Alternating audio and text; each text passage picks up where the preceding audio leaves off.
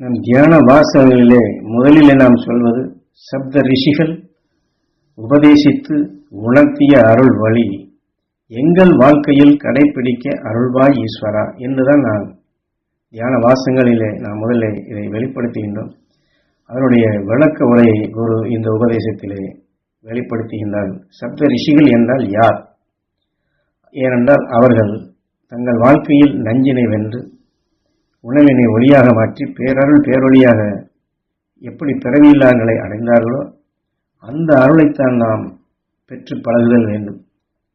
இருளை அகற்றி ஒளியின் உணர்வாக தங்களுக்குள் சிருஷ்டித்தவர்கள்தான் சப்த ரிஷிகள். ஆறாதறிவின் தன்மை கொண்டு 7ஆம் நிலைகள் பெற்று ஒளியின் சரீரமாக விண்ணிலே வாழ்ந்து கொண்டிருக்கின்றார்கள் அந்த சப்த ரிஷிகள். அவர்களும் நம்மை போன்று மனிதர்களாக வாழ்ந்தவர்கள் தான்.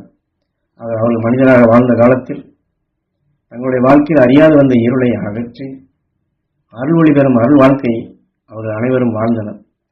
அவர்கள் தங்களிடமிருந்து வெளிப்படுத்திய அருள் உணர்வுகளை நாங்கள் அனைவரும் பெற்று அந்த அருஞான வழியினை எங்கள் வாழ்க்கையில் கடைபிடிக்க அருள்வாய் ஈஸ்வரா என்று நம் உயிரான ஈஸ்வரனிடம் இதைத்தான் நம் முதலில் குருநாதர் வேண்டும்படி சொல்லுகின்றார்.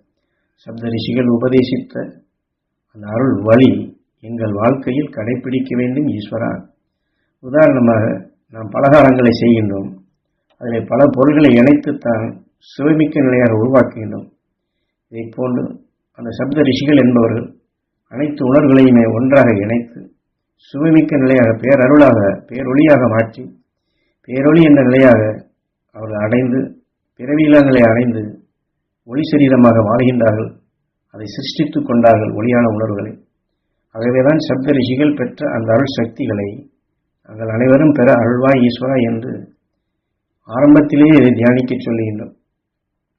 கீதையிலே நீ எதை எண்ணுகின்றாயோ அதுவாகின்றாய் என்று சொல்வது போன்று நமது குருநாதர் மாமகரிஷி ஈஸ்வராய குருதேவர் காட்டிய அருள்வழியில் நாம் எப்படி அந்த சப்த ரிஷிகளை நாம் எண்ணி அந்த அருள் வழிகளை நாங்கள் பெற வேண்டும் என்று சப்த ரிஷிகளை வேண்டி நாம் பெறும் பொழுது நாம் அதுவாக அதாவது சப்த ரிஷிகளாகவே நாம் ஆகின்றோம். சப்த ரிஷிகள் என்பவர்கள் தங்கள் வாழ்க்கையில் நஞ்சினை வென்று உணர்வினை ஒளியாகி சென்ற அருளை பெற வேண்டும் என்ற நினைவினை கண்ணின் வழி கொண்டு உணர்வினை உடலுக்குள் பதிவாக்கி கண்ணின் நினைவை உயிரோடு ஒன்றி அந்த சப்த ரிஷிகள் அருள் சக்தி நாங்கள் பெற அருள்வாய் ஈஸ்வரா என்று புருவ மத்தியில் நாம் எண்ணி ஏங்கி இருத்தல் வேண்டும். கண்ணின் நினைவு கொண்டு நாம் குருவையும் சப்த ரிஷிகளையும் எண்ணி நாம் ஏங்கி இருத்தலே நன்மை. அந்த சப்த ரிஷிகள் பெற்ற பேரருளின் தன்மையை பேரொளியாக மாற்றிய உணர்வின் தன்மைகளை நாம் ஏங்கும் பொழுது நமது உயிரோ அதை ஓ என்ற நிலையிலே அதை கருவாக்கி உயிரான ஈஸ்வர லோகத்தில் சிரசின் பாகத்தில் அதை அணுவின் தன்மையாக உருவாக்கி நம் இரத்த நாளங்களில் அதனின் கருவின் தன்மையாக உருவாக்க செய்து விடுகின்றது. அத்தகைய கருக்களை அந்த சப்த ரிஷிகள் உணர்வினை கருக்களாக நமக்குள் உருவாக்கிவிட்டால் அணுவாக உருவாகும் பொழுது அதற்கு உணவு எது?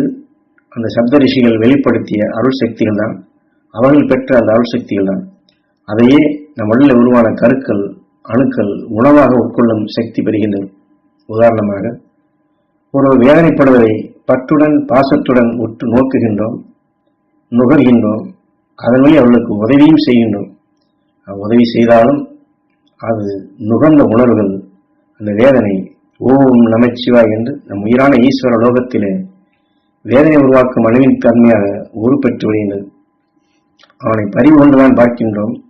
உற்று நோக்கி இப்படி வேதனைப்படுகின்றானே அவதிப்படுகின்றானே என்று எண்ணும் பொழுது அதுவாக மாறிவிடுகின்றோம். அதை போன்றுதான் அவனை எண்ணி அந்த வேதனையை வளர்த்து அதுவாக மாறுவது போன்று இதையெல்லாம் மாற்றிய நஞ்சினை வென்ற சப்த ரிஷிகள் உணவை ஒளியாக மாற்றிய அந்த அருள்வழியை பெற வேண்டும் என்று நாம் ஏங்கி பெற்றால் நாம் அதுவாக ஆகின்றோம். சப்த ரிஷிகளின் அருள் சக்திகளை பெற வேண்டும் ஈஸ்வரா என்று உயிரிடம்தான் ஏங்குகின்றோம். இந்த உணர்வின் தன்மை புருவ மத்தியிலே ஈஸ்வர லோகத்திலே உருவாக்கப்படுகின்றது. அங்கே நாம் உருவாக்கி பழகுதல் வேண்டும். சப்த ரிஷிகள் உபதேசித்து உணர்த்திய அருள் வழி எங்கள் வாழ்க்கையில் கடைபிடிக்க அருள்வாய் ஈஸ்வரா என்று புருவ மத்தியிலே ஈஸ்வர லோகத்தில் நாம் இதை உருவாக்கி கொள்ளுதல் வேண்டும். அப்பொழுது உயிர் வழி கவர்ந்த அந்த உயர்ந்த சக்திகள் நம் இரத்தங்களிலே இந்திர லோகமாக கருத்தன்மை அடைகின்றது. பின் அது அணுவின் தன்மையாக உருவாகும் பொழுது பிரம்மலோகமாக மாறுகின்றது. அந்த சப்த ரிஷிகள் அவர்கள் எப்படி தங்கள் வாழ்க்கையில் இருளை நீக்கிவிட்டு உலகை ஒளியாக மாற்றி ஒளி சரீரமாக இன்றும் வாழ்ந்தும் வளர்ந்து கொண்டும் உள்ளார்களோ, அந்த அரும்பெரும் சக்தி நாங்கள் பெற வேண்டும் ஈஸ்வரா என்று எண்ணும் பொழுது அந்த இயக்கம் நாம் அதுவாக மாறுகின்றோம். ஆகையினால்தான் குரு தியான வாசகங்களிலே முதலிலே இதை வெளிப்படுத்தும்படி சொல்லி அந்த சப்த ரிஷிகளாக நாம் ஆகும் வழிமுறைக்கு இதை உணர்த்துகின்றார்கள். ஆகவே சப்த ரிஷிகள் உபதேசித்து உணர்த்திய அருள் வழிகளை நாம் அனுதினமும் ஏங்கி பெறுவோம், அதை நாம் கடைபிடிப்போம், அந்த சப்த ரிஷிகளாகவே நாம் ஆவோம்.